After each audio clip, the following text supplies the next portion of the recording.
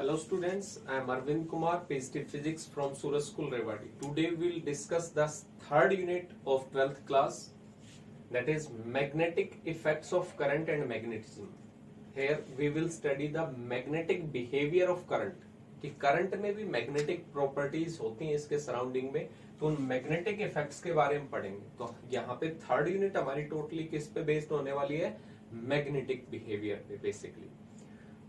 And magnetism की magnetic property वो natural भी होती है, जैसे हमारी अर्थ हो एक कंप्लीट मैग्नेट की तरह बिहेव करती है, इसलिए मैग्नेटिक बिहेवियर के बारे में पढ़ेंगे. That is called magnetism. जैसे हमने देखा होगा एक मैग्नेट है, उसको जब हम सैंड में हम लेके जाते हैं, उसको वहां पे रोल करते हैं, तो कुछ टीनी पार्टिकल्स उसके साथ में अटैच हो जाते हैं. That behaviour of attraction bye magnet और करंट इज कॉल्ड मैग्नेटिज्म. तो यहाँ पे हम कंप्लीटली थर्ड यूनिट में मैग्नेटिक बिहेवियर के बारे में पढ़ने वाले, इसलिए इस यूनिट का कंप्लीट नाम क्या है? Magnetic effect of current. Current की वजह से मैग्नेटिक इफेक्ट्स एंड मैग्नेटिज्म, जो नेचुरल बिहेवियर अट्रैक्शन शो करता है उसके बारे में. तो इसमें टोटल हमारे पास में 4 चैप्टर हैं थर्ड यूनिट में, ABCD करके प्रदीप के अकॉर्डिंग. तो थर्ड ए चैप्टर जो है वो है magnetic field due to current. यानी इस चैप्टर में हम सिर्फ करंट के मैग्नेटिक बिहेवियर के बारे में पढ़ेंगे. यहाँ पे नेचुरल मैग्नेट नहीं आएगा, स्टोन वगैरह नहीं पढ़ेंगे अभी. इसमें सिर्फ करंट के अकॉर्डिंग मैग्नेटिक फील्ड कैसे डेवलप होती है उसके बारे में पढ़ेंगे. ठीक है. जो मैग्नेटिज्म बिहेवियर आता है वो थर्ड चैप्टर में आएगा. ठीक है. सेकंड चैप्टर है forces on charge particle in electric and magnetic field. तो नेक्स्ट जो थर्ड चैप्टर है वो अर्थ मैग्नेटिज्म का है. Fourth chapter is classification of magnetic matter. तो वहां पे हम कंप्लीट डिस्क्रिप्शन करेंगे. अब फर्स्ट चैप्टर स्टार्ट करते हैं, करंट के थ्रू मैग्नेटिक फील्ड. तो सबसे पहले ये बात जो थी वो हमें एक साइंटिस्ट ने बताई जिसका नाम था ओर्स्टेड्स एक्सपेरिमेंट. तो उसने कुछ एक्सपेरिमेंट कर रहा था, उस एक्सपेरिमेंट में कुछ डिफरेंट बिहेवियर उसने देखे और उसके बेसिस पे उसने अपनी एग्जाम्पल बताए, एक्सपेरिमेंट बनाया. तब जाके ये क्लासिफाई हुआ कि इलेक्ट्रिक और मैग्नेटिक भी आपस में कन्वर्टेबल होते हैं. दैट मीन्स करंट के थ्रू भी मैग्नेटिक फील्ड जनरेट होती है. उससे पहले तक क्या माना जाता था कि एक मैग्नेटिक कंपास है या मैग्नेट जो होता है उसी के सराउंडिंग में मैग्नेटिक नीडल जो हमें डायरेक्शन बताती है, कंपास वगैरह है, वो डिफ्लेक्शन होती थी.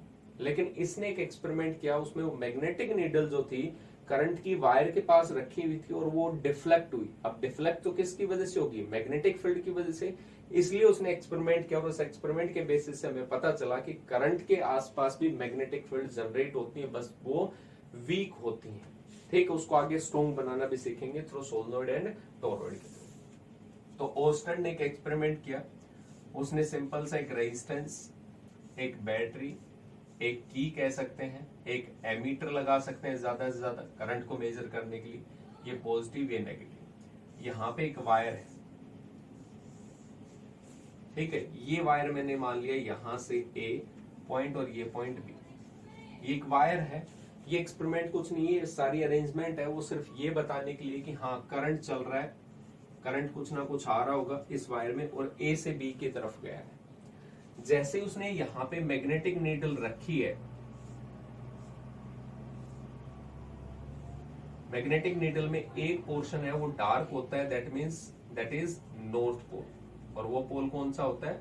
North pole. ठीक है. दो होते हैं. हमेशा जो डार्क होता है जो नॉर्थ डायरेक्शन को रिप्रेजेंट करता है. तो ये मैग्नेटिक नीडल है, जो इस मैग्नेटिक नीडल के ऊपर एक वायर है. इस वायर में हमें करंट पता है इस डायरेक्शन में जा रहा है. तो जैसे ही इस डायरेक्शन में गया, जैसे ही हमने इस की को प्रेस किया तो इसमें करंट पास हुआ, तो ये जो मैग्नेटिक नीडल है that deflected towards waste. That means ये पोर्शन ऐसे हो गया.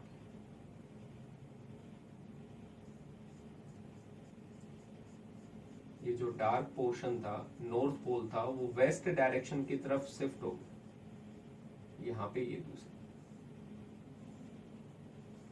ठीक है. ये डिफ्लेक्ट हो गया इस डायरेक्शन. इसका मतलब सिंपल सा क्या थे? मैग्नेटिक नीडल सिर्फ डिफ्लेक्ट हो सकते थे किसके थ्रू? मैग्नेटिक फील्ड के थ्रू. हमने तो करंट पास किया. यही कह सकते हैं उस साइंटिस्ट का ये एक्सीडेंटली एक्सपेरिमेंट था, जो सडनली उसने ऑब्जर्व किया कि कहीं गलती से कंपास नीडल रखी थी वायर के पास में, जैसे ही वायर में करंट गया वो नीडल जो थी डिफ्लेक्ट होगी. उसने इस चीज को नोटिस कर लिया और वही एक्सपेरिमेंट बन गया. तो यहाँ पे ये सिर्फ छोटा सा एक्सपेरिमेंट था। यहाँ पे कहने का मतलब सिंपल ये था कि कहीं पे भी करंट होगा तो उसके पास में मैग्नेटिक फील्ड होंगी, तो इसलिए इस चैप्टर का नाम क्या हो जाता है, magnetic field due to current. अगर मैं करंट की डायरेक्शन को रिवर्स करता हूं तो इसके डिफ्लेक्शन की डायरेक्शन भी क्या हो जाती है, रिवर्स। अभी ये वेस्ट में था, अगर मैं बैटरी पोलरिटी चेंज कर दूं, करंट बी से ए की तरफ आए तो ये डिफ्लेक्शन किधर हो जाएगा, ईस्ट डायरेक्शन की तरफ। ठीक है, तो इसका हमारे पास में ये एक्सपेरिमेंट ज्यादा मायने नहीं रखता, लेकिन इसकी एक स्टेटमेंट है जो पूछ ली जाती है कई बार बोर्ड में, जिसका एक छोटा सा स्टेटमेंट है स्नो। अब स्नो तो आपने इंग्लिश में ये वर्ड सुना होगा, लेकिन यहां पे इसका मतलब क्या है, तो इसकी एक डेफिनेशन है, if current is flowing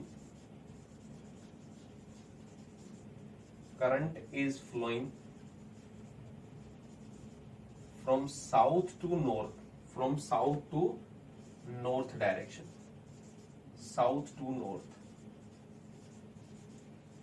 over a magnetic needle, over a magnetic needle,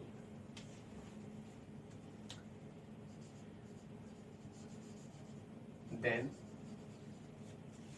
the north pole of magnetic needle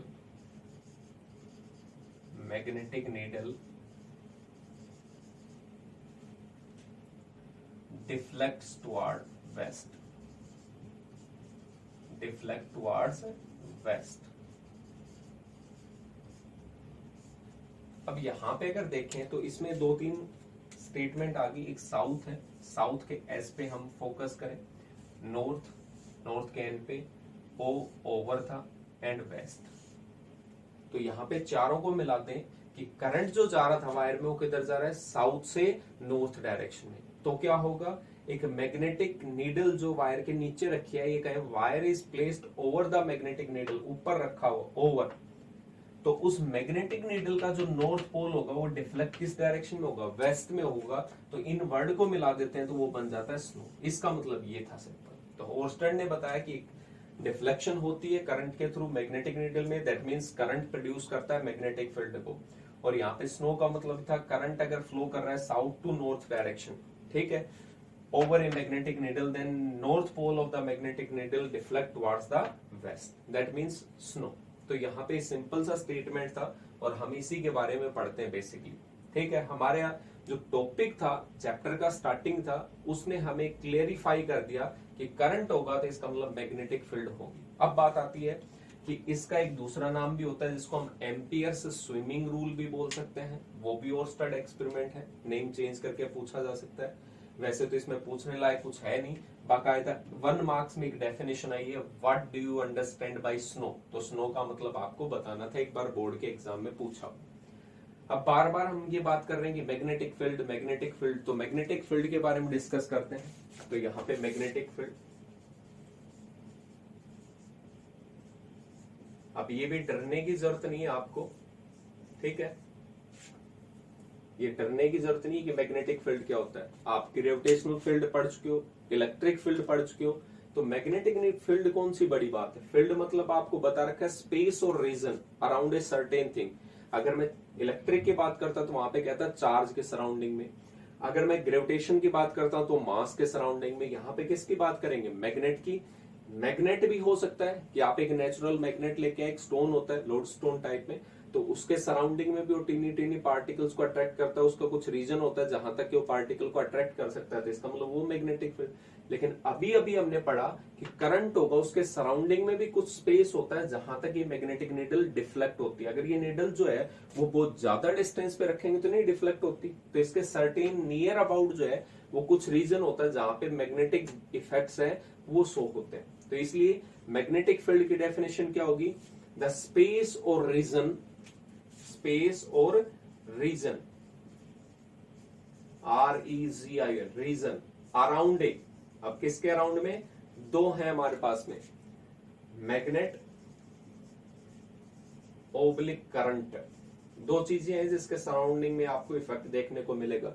the space और रीजन अराउंड ए मैग्नेट और current where effects, magnetic effects can be experienced is called magnetic field. तो उसको हम क्या नाम देंगे, magnetic field. अब इसकी स्ट्रेंथ को मेजर करता है कि कोई मैग्नेट है वो ज्यादा स्ट्रांगली होता है, दूर तक के पार्टिकल को अट्रैक्ट कर लेता है, कोई कम कर पाता है। इसका मतलब स्ट्रेंथ को मेजर करेंगे, और स्ट्रेंथ को मेजर करने के लिए जो पैरामीटर होगा स्ट्रेंथ, उसका नाम होगा मैग्नेटिक फील्ड इंडक्शन या मैग्नेटिक फ्लक्स डेंसिटी या मैग्नेटिक फील्ड इंडक्शन,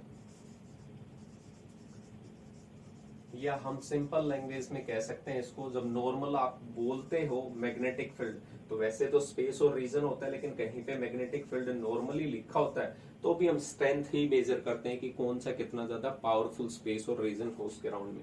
तो इस स्ट्रेंथ को जो हम ये 3-4 चीजें रिप्रेजेंट कर रहे हैं, इन सभी को आप किससे रिप्रेजेंट करते हो? बी से। इसका मतलब magnetic flux density, magnetic field induction या मैग्नेटिक फील्ड को किससे रिप्रेजेंट करेंगे? बी से रिप्रेजेंट करेंगे। इसकी यूनिट क्या होती है ये भी डिस्कस कर लेते हैं।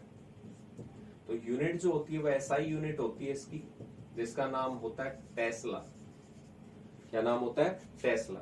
और यहां पे लिखेंगे वेबर, ठीक है, वेबर पर मीटर स्क्वायर, क्योंकि फ्लक्स जो होता है वो बी डॉट ए होता है। हम यहाँ पे बी की बात करें, इसकी यूनिट होती है वेबर, तो यहाँ पे एरिया डिवाइड में आता है तो वेबर पर मीटर स्क्वायर, वो भी इसी की यूनिट होती है बी की, मैग्नेटिक फील्ड की। एक सीजीएस यूनिट भी होती है जो 1 मार्क्स का क्वेश्चन जनरेट करता है। 1 मार्क्स में क्या आएगा? CGS unit of magnetic field is called gauss. कई बार आपको न्यूमेरिकल में गोस दे देता है और कैलकुलेशन करवाता है। अब हम तो किस में कन्वर्ट करते हैं? एसआई सिस्टम में, तो दोनों में कन्वर्जन भी है। 1 गोस इज इक्वल टू 10⁻⁻⁴ टेस्ला, क्योंकि हमारी अर्थ की मैग्नेटिक फील्ड बहुत वीक है, जो जनरली किस में मेजर की जाती है? गोस में, क्योंकि ये स्मॉल यूनिट है। तो यहाँ पे ध्यान देने वाली बात है, गोस और टेस्ला में 2 रिलेशन है। 1 गोस इज इक्वल टू 10⁻⁻⁴ टेस्ला, या 1 टेस्ला इज इक्वल टू 10⁻⁴ गोस, यानी 10⁻⁴ गोस मिलेंगे तब जाके 1 टेस्ला बनेगा। ये यूनिट थी। बाकी ये वेक्टर क्वांटिटी होता है। आगे इसके डायमेंशन फॉर्मूला भी, जैसे कोई फॉर्मूला भी आगे पढ़ेंगे तो फॉर्मूला से डायमेंशन फॉर्मूला भी ट्राई करेंगे। तो बेसिक था इस चैप्टर का इंट्रोडक्शन पार्ट। नेक्स्ट में हम पढ़ेंगे फोर्स, उसके बाद में Biot Savart's law. Thank you.